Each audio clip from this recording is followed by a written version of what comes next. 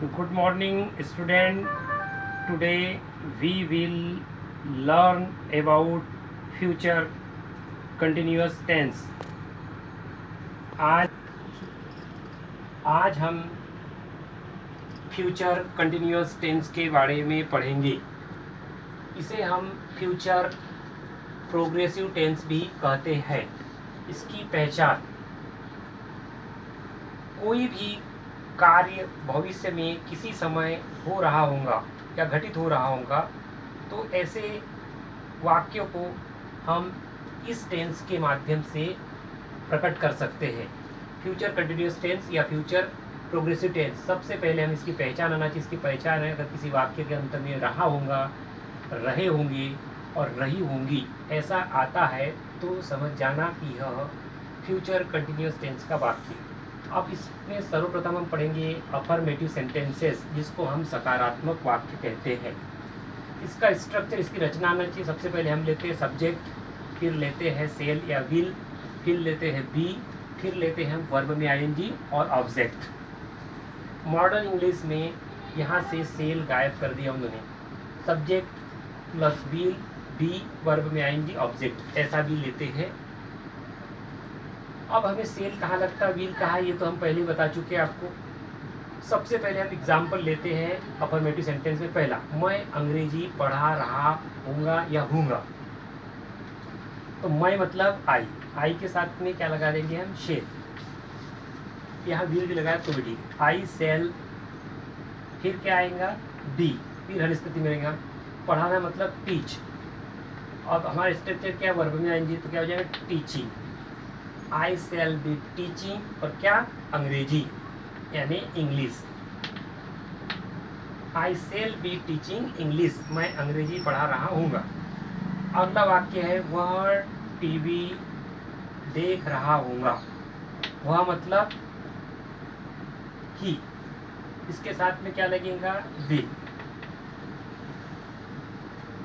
अब वह टीवी देख रहा होगा, देखना मतलब वॉच का, और पहले क्या लगेगा, डी, शेल के बाद में बी, फिर देखना मतलब वॉच, वॉच में ING, watching. He will be watching TV, he will be watching TV. अब इसके बाद में आते हैं हम नेगेटिव सेंटेंसेस यानी नकारात्मक वाक्य। स्ट्रक्चर बिल्कुल वैसा ही है, subject shall will be, verb में आएंगी। केवल जो आपकी हेल्पिंग वर्ब है, जिसको कि हम ऑक्सिलरी वर्ब कहते हैं, इसके बाद में केवल हमें क्या करना है, नॉट लगा देना है, आपका नेगेटिव बन जाएगा। देखिए, सब्जेक्ट सेल या विल, फिर नॉट, फिर बी, फिर वर्ब में आएंगी और फिर ऑब्जेक्ट। जैसे वाक्य हमने आपकी सुविधा के लिए, आपको स्पष्ट समझ में आना चाहिए, इसलिए हमने उन्हीं वाक्य को ले लिया। मैं अंग्रेजी नहीं पढ़ा रहा हूँगा, तो क्या होगा, शेल और विल के बाद में नॉट लग जाएगा। क्या हो जाएगा, आई सेल, इसके बाद लगा दो not, I shall not be, I shall not be teaching English, I shall not be teaching English, मैं अंग्रेजी नहीं पढ़ा। अब वह टीवी नहीं देख रहा हूँगा, वह टीवी नहीं देख रहा हूँगा, बिल्कुल यहाँ पर विल के बाद नॉट। स्ट्रक्चर देख लो, जो स्ट्रक्चर हमने लिखा है, शेल और विल के बाद not. He will not be watching T. अब इसके पश्चात आते हैं हम इंटरोगेटिव सेंटेंसेस, इसको बोलते हैं हम प्रश्नवाचक वाक्य। बिल्कुल देखिए स्ट्रक्चर वैसा ही, इसमें क्या किया था, नेगेटिव में शेल और विल के बाद नॉट लगाया दिया था। अब हमें इंटरोगेटिव बनाने के लिए ये जो सेल विल है, इसको सामने ला देंगे। देखिए, ये स्ट्रक्चर पहला मेन स्ट्रक्चर देखा है ना। अब इसको क्या किया हमने, शेल और विल को सामने ला लिया, फिर सब्जेक्ट, फिर बी, फिर वर्ब में आएंगी, फिर ऑब्जेक्ट और अंत में क्वेश्चन मार्क। क्या मैं अंग्रेजी पढ़ा रहा हूँगा, मैं के साथ में हमने लगाया था सेल, तो सेल सामने लगे, shall I, shall I, shall I be teaching, shall I be teaching